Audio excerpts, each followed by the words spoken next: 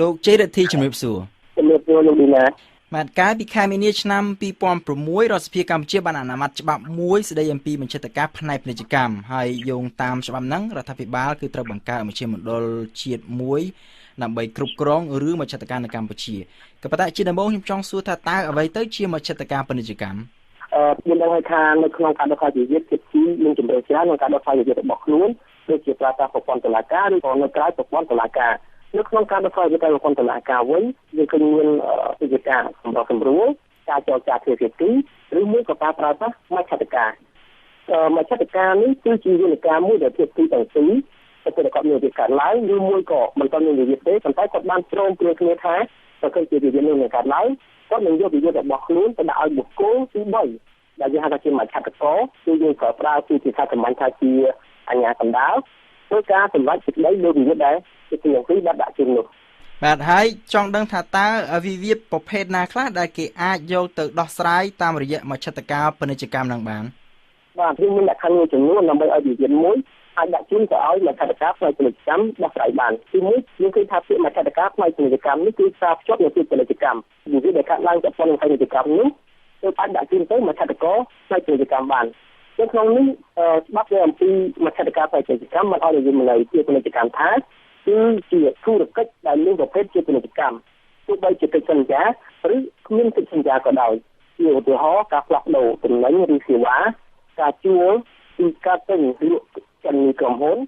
ការពិគ្រោះយោបល់ការវិនិយោគទុនធានារ៉ាប់រងនិងការដឹកជញ្ជូនជាដើមលក្ខខណ្ឌទី2នេះគឺថាដើម្បីឲ្យវិវាទនេះអាចដាក់ជូនទៅមជ្ឈត្តការពាណិជ្ជកម្មបានឬក៏តែភាគីទាំងពីរបានព្រមព្រៀងគ្នាបានន័យថាសមត្ថកិច្ចនៃមជ្ឈត្តការពាណិជ្ជកម្មគឺអាស្រ័យទៅលើឆន្ទៈព្រមព្រៀងរបស់គូភាគីគឺជាភាគីចុះពីព្រមព្រៀងមួយដែលស្ដាប់អំពីមជ្ឈត្តការពាណិជ្ជកម្មនេះហៅថាជាកិច្ចព្រមព្រៀងសាសាអញ្ចឹងកិច្ចព្រមព្រៀងសាសានេះគឺមានចែងអំពីខមជ្ឈត្តការដែលចែងនៅក្នុងកិច្ចសន្យាឬមួយក៏ក្នុងកិច្ចព្រមព្រៀងដែលឡែកសរុបមកយើងអាចនិយាយបានថាមជ្ឈត្តការមានសមត្ថកិច្ចលើរឿងណាមួយគឺអាស្រ័យទៅលើឆន្ទៈនៃគូភាគីនិងអាស្រ័យទៅលើសារធាតុនៃវិវាទនេះថាអាចដោះស្រាយដោយមជ្ឈត្តការបានទេបាទឥឡូវនេះចង់ដឹងអំពីដំណើរប្រព្រឹត្តទៅរបស់ការដោះស្រាយវិវាទតាមរយៈមជ្ឈត្តការនឹងវិញម្ដងចង់ដឹងថាតើអ្នកណាខ្លះដែលអាចធ្វើជាមជ្ឈត្តការបានបាទស្ដីអំពីមជ្ឈត្តការពាណិជ្ជកម្មបានចែងថារូបវន្តបុគ្គលមានទាំងជាតិខ្មែរឬបរទេសដែលជាមជ្ឈត្តការគឺចុះបញ្ជីនៅមជ្ឈមណ្ឌលជាតិនៃមជ្ឈត្តការប៉ុន្តែអ្វីដែលគួរឲ្យកត់សម្គាល់គឺថាបញ្ជីនេះមានលក្ខណៈដាច់ខាតទេគឺថាភាគីវិវាទអាចជ្រើសរើសមជ្ឈត្តការក្រៅពីបញ្ជីក៏បានផងដែរម្យ៉ាងវិញទៀតបាត់ស្ដីអំពីមជ្ឈត្តការពាណិជ្ជកម្មក៏បានផ្ដល់នូវជំរឿនមួយទៀតផងដែរចំពោះសភាពាណិជ្ជកម្មក្នុងការរៀបចំមជ្ឈមណ្ឌលមជ្ឈត្តកម្មមួយផងដែរយើងសូមបញ្ជាក់ថាសមាគមដែលប្រមូលផ្ដុំពាណិជ្ជករឧស្សាហករអាជីវករនិងសេវាករក៏អាចបង្កើតមជ្ឈមណ្ឌលមជ្ឈត្តកម្មរបស់ខ្លួនដោយឡែកសម្រាប់ការដោះស្រាយវិវាទរវាងសមាជិកនិងរវាងសមាជិកជាមួយនឹងរដ្ឋាភិបាលផងដែរអញ្ចឹងមានន័យថាការដោះស្រាយវិវាទតាមមជ្ឈត្តការហ្នឹងគឺវាមានលក្ខណៈមួយទូលំទូលាយហើយតាមក៏ប៉ុន្តែភាគីចំនួនគឺជាអ្នកដែលអាចមានសិទ្ធិជ្រើសរើសមជ្ឈត្តការនោះដោយខ្លួនឯងបានមិនអញ្ចឹងបាទហើយចង់ដឹងថាតើនៅពេលក្នុងពេលដោះស្រាយវិវាទមួយគេហៅថាជាវេទិកាមជ្ឈត្តកម្មហ្នឹងតើត្រូវមានមជ្ឈត្តការប្រមាណរូបដូចដែលខ្ញុំបានបញ្ជាក់ខាងដើមអញ្ចឹងគឺភាគីអាចជ្រើសតាំងមជ្ឈត្តការបានតាមរយៈកិច្ចព្រមព្រៀងសាសាហើយកិច្ចព្រមព្រៀងសាសានេះអាចជាកិច្ចព្រមព្រៀងដែលត្រូវបានធ្វើឡើងពេលមានវិវាទកើតឡើងឬក្រោយពេលមានវិវាទកើតឡើងយើងដឹងថានៅក្នុងយន្តការនៃការជិះសេចក្តីសម្រេចគឺយើងចង់បានចំណេញនៃស្រេច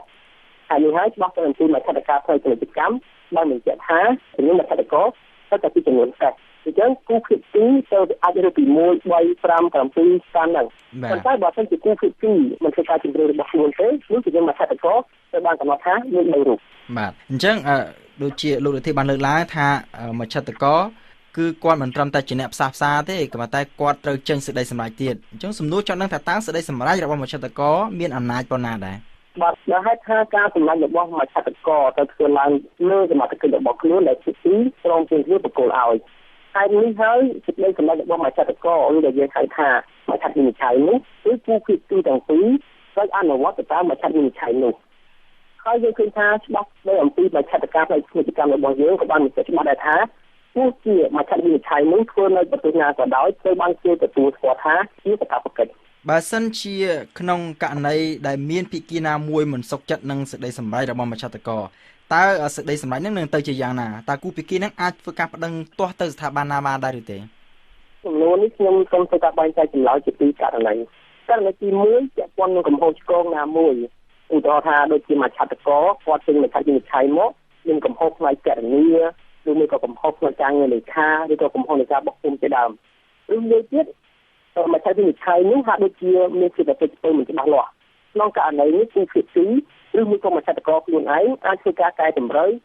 ឬក៏ធ្វើការបកស្រាយទៅលើភាពមិនច្បាស់លាស់នេះដែរចំពោះករណីទី2វិញគឺថានៅពេលដែលមជ្ឈត្តវិនិច្ឆ័យនឹងមានច្បាស់លាស់ហើយមិនមានកំហុសកណនាទេប៉ុន្តែភាគីគឺគាត់មិនទុកចិត្តឬក៏ជំទាស់ជាមួយនឹងមជ្ឈត្តវិនិច្ឆ័យហ្នឹងក្នុងករណីនេះគឺគាត់អាចធ្វើបណ្ដឹងជំទាស់ហើយបណ្ដឹងជំទាស់របស់គាត់គឺទៅធ្វើតាមរយៈការដាក់បណ្ដឹងដាក់វិស័យទៅសាលាឧទ្ធរណ៍ដូច្នេះសាលាឧទ្ធរណ៍គឺជាស្ថាប័នតុលាការដែលមានសមត្ថកិច្ចក្នុងការកាត់សេចក្តីទៅលើបណ្ដឹងបាក់វិស័យទៅលើមជ្ឈត្តវិនិច្ឆ័យហើយបើសិនជាសាលាឧទ្ធរណ៍គាត់បានចេញជាសេចក្តីសម្រេចហើយជាទីមិនជំនឿចិត្តនេះគឺអាចទៅបណ្ដឹងជំទាស់នេះទៅតុលាការកំពូលបានខ្ញុំសូមបញ្ជាក់ផងថាចំពោះចំណុចនេះដើម្បីឲ្យភាគីអាចសូមបដិសេធទៅលើមជ្ឈត្តវិនិច្ឆ័យនេះបានគឺទៅបង្ហាញខុសតាមមួយចំនួនខ្ញុំលើកឧទាហរណ៍ថាដូចជាករណីដែលមជ្ឈត្តវិនិច្ឆ័យនេះមិនបានគោរពតាមបញ្ញត្តិណាមួយនៃប្រទេសកម្ពុជាដូចជាជួយនៅសម្រាប់ផ្នែកសាធារណៈឬមួយក៏វិវាទដែលមជ្ឈត្តវិនិច្ឆ័យបានធ្វើការសម្រេចនោះគឺជាវិវាទមួយដែលមិនអាចដាក់ចូលមជ្ឈត្តវិនិច្ឆ័យបានអនុលោមទៅតាមច្បាប់របស់ប្រទេសកម្ពុជាហើយករណីមួយទៀតដូចជាករណីដែលមជ្ឈត្តវិនិច្ឆ័យនេះជួយនឹងនយោបាយសាធារណៈនៃប្រទេសកម្ពុជាក្នុងករណីមួយទៀតថាប្រសិនបើមានគូភាគីដែលមិនសុខចិត្តនឹងសេចក្តីសម្រេចរបស់មជ្ឈត្តករក៏ប៉ុន្តែគាត់មិនប្តឹងទាស់ទៅណាគាត់មិនអនុវត្តតាមសេចក្តីសម្រេចនឹងតែម្ដងតែក្នុងករណីហ្នឹងភាគីមួយទៀតអាចធ្វើអ្វីបានបាទនេះជាសំណួរដ៏សំខាន់មួយយើងដឹងហើយថាមជ្ឈត្តករមិនមានបទពិសោធន៍នៃអំណាចក្នុងការចាត់បង្ខំឲ្យជាទីណាមួយអនុវត្តមជ្ឈត្តវិនិច្ឆ័យនោះទេហើយនេះដើម្បីឲ្យមជ្ឈត្តវិនិច្ឆ័យមួយអាចអនុវត្តបាននោះគឺត្រូវដាក់ពាក្យសុំជាលិខិតអក្សរទៅសាលាឧទ្ធរណ៍ភាគីដែលសំអាងលើមជ្ឈត្តវិនិច្ឆ័យឬដែលដាក់ពាក្យសុំឲ្យមានការអនុវត្តមជ្ឈត្តវិនិច្ឆ័យនោះត្រូវផ្ដល់ច្បាប់ដើមទៅទៅប្រកបនៃមជ្ឈត្តវិនិច្ឆ័យនិងច្បាប់ដើមនៃទីក្រុងពេញដោយភាសាហើយបើទៅជាវិជាភាសាបរទេសទៅជាការបកប្រែជាភាសាខ្មែរដែលមានការបញ្ជាក់ត្រឹមត្រូវអញ្ចឹងនៅពេលនេះសាលាឧទ្ធរណ៍គាត់នឹងធ្វើការពិចារណាថាតើគាត់នឹងឯកភាពផ្ដល់អនុវត្តចំពោះមជ្ឈត្តវិនិច្ឆ័យនេះឬក៏យ៉ាងណាបាទជាសំណួរចុងក្រោយចង់ដឹងថាតើការដោះស្រាយវិវាទតាមរយៈមជ្ឈត្តការផ្នែកពាណិជ្ជកម្មអាចផ្ដល់ផលប្រយោជន៍អ្វីខ្លះដល់គូភាគីចំនួនបាទទីមួយគឺថាមជ្ឈត្តការផ្នែកពាណិជ្ជកម្មត្រូវបានចាត់ទុកថាជាយន្តការមួយដែលមានភាពឆាប់រហ័សគេថាមជ្ឈត្តករត្រូវចេញមជ្ឈត្តវិនិច្ឆ័យក្នុងរយៈពេលមួយនៃកំណត់របស់គូភាគីអញ្ចឹងគឺឆ្លើយតបទៅនឹងតម្រូវការផ្នែកពាណិជ្ជកម្មហើយចំណុចទី2គឺការសម្ងាត់បានន័យថាភាគីក្នុងវិវាទនៅពេលគាត់យកវិវាទទៅឲ្យមជ្ឈត្តករធ្វើការដោះស្រាយនៅពេលនេះគាត់អាចស្នើសុំឲ្យវិធានមជ្ឈត្តការនេះកាត់សេចក្តីលើវិវាទរបស់ខ្លួនដោយរក្សាការសម្ងាត់ហើយនៅក្នុងវិស័យពាណិជ្ជកម្មការរក្សាការសម្ងាត់នេះគឺសំខាន់បំផុតសម្រាប់សហគ្រាសពាណិជ្ជករក៏ដូចជាក្រុមហ៊ុនក្នុងការរក្សានៅរូបភាពល្អរបស់ខ្លួនចំណុចទី3នៃសារៈប្រយោជន៍នេះគឺថាគឺភាពធន់ធ្ងរនៃយន្តការដោះស្រាយវិវាទតាមមជ្ឈត្តការជាទីនេះវិវាទគាត់មានសិទ្ធិសេរីភាពច្រើនឧទាហរណ៍គាត់អាចរៀបចំនីតិវិធីមជ្ឈត្តការបានគាត់អាចជ្រើសរើសច្បាប់ណាដែលអាចមកអនុវត្តក្នុងមជ្ឈត្តការនេះឬមួយគាត់អាចជ្រើសរើសមជ្ឈត្តការតែម្ដងហើយក៏អាចជ្រើសរើសតាំងពីទីកន្លែងនិងភាសាដែលត្រូវបានប្រើប្រាស់ក្នុងមជ្ឈត្តការផ្នែកពាណិជ្ជកម្មនេះផងដែរយើងឃើញថាតាមការអនុវត្តពាណិជ្ជករក្តីឬមួយក៏ក្រុមហ៊ុនវិញគាត់តែគិតថាបើសិនជាគាត់ដាក់វិវាទឲ្យមជ្ឈត្តការដោះស្រាយហើយបើសិនជាគាត់មិនពេញចិត្តទេគឺគាត់អាចធ្វើការទៅតុលាការបានប៉ុន្តែតាមពិតទៅអ្វីដែលជាលក្ខណៈគឺយើងមជ្ឈត្តការផ្នែកពាណិជ្ជកម្មនោះគឺថាគណៈភាគីបានសម្បត្តិជ្រើសមជ្ឈត្តការតាមរយៈការចុះកិច្ចព្រមព្រៀងសាសនាដែលមានសុពលភាពនឹងអាចអនុវត្តបានហើយរួចនោះគឺត្រូវប្រើប្រាស់យន្តការនេះដើម្បីដោះស្រាយវិវាទរបស់ខ្លួនដែលហៅថាជាគោលការណ៍កាលណាមានកិច្ចព្រមព្រៀងសាសនានឹងតុលាការនឹងប្រកាសថាខ្លួនមិនមានសមត្ថកិច្ចជំនុំជម្រះទេគឺធ្វើសមត្ថកិច្ចទៅឲ្យមជ្ឈត្តការមានលក្ខណៈនៃចំនួនចំពោះករណីទី2នេះគឺថាភាគីវិវាទគួរតែពិចារណាផងដែរអំពីសមត្ថកិច្ចបច្ចេកទេសក៏ដូចជារញ្ញធម៌របស់ខ្លួននៅពេលដែលខ្លួនជារឿងមជ្ឈត្តការពីពិសេសជាទីខ្លះគាត់ជាមជ្ឈត្តការនៅបរទេសឬមួយក៏ជារឿងច្បាប់បរទេសក្នុងករណីនេះភាគីទាំងពីរជាអ្នករ៉ាប់រងបន្ទុកចំណាយក៏ទៅដូចទៅបងវិការដល់មជ្ឈត្តការផងដែរអញ្ចឹងគឺភាគីគួរពិចារណាអំពីអ្វីទៅជាកម្មវិធីរបស់ខ្លួននោះ ទំហំនៃការវិនិយោគរបស់ខ្លួនហ្នឹងនិងទំហំនៃការចំណាយដែលនឹងធ្វើទៅក្នុងការប្រើប្រាស់យន្តការមជ្ឈត្តការនៅបរទេស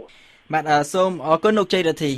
បាទអរគុណលោកនេះដែរបាទសូមបញ្ជាក់ថាលោកជ័យរិទ្ធីគឺជាសាស្ត្រាចារ្យជំនាញផ្នែកនីតិពាណិជ្ជកម្មនៅកម្ពុជា